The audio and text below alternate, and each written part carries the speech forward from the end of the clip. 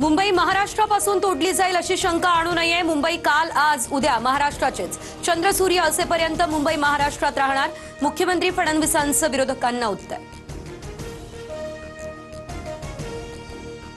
मुंबई लुटणाऱ्या रहमान डकॅतला पाणी पाजणारी महायुतीच धुरंदर। विधान परिषदेत शिंदेंचा विरोधकांसह उद्धव ठाकरेंवर निशाणा। मुंबई बाहेर गेलेल्या मराठी माणसाला पुन्हा मुंबईत आणण्याचा निर्धार।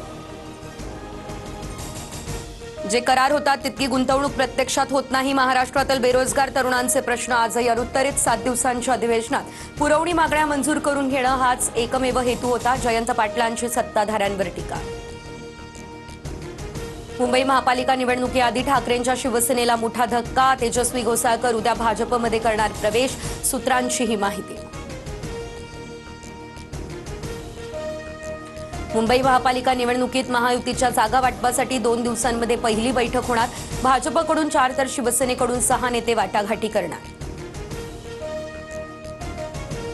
राज्यातील सर्व 29 महापालिकांची निवडणूक ही एकाच टप्प्यात होणार। जानेवारीच्या 3ऱ्या आठवड्यात मतदान घेतलं जाणार, ही माहिती।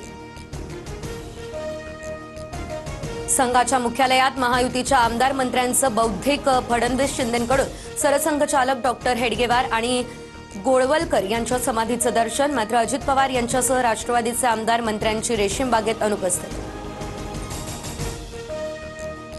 भाजपच्या राष्ट्रीय कार्यकारी अध्यक्षपदी नितीन नबीन यांची नियुक्ती, तर बिहार सरकारमधील मंत्री नितीन नबीन आता भाजपचे राष्ट्रीय कार्यकारी अध्यक्ष। लिओनेल मेस्सी आणि मुख्यमंत्री फडणवीस यांच्या हस्ते प्रोजेक्ट महादीपाचं उद्घाटन। मेस्सीला पाहण्यासाठी मुंबईकरांची वानखेडेवर गर्दी। गोट इंडिया टूरच्या कार्यक्रमात दिग्गजांची उपस्थिती। सचिन तेंडुलकर, फुटबॉलपटू सुनील छेत्री आणि बॉलिवूड अभिनेत्यांची हजेरी।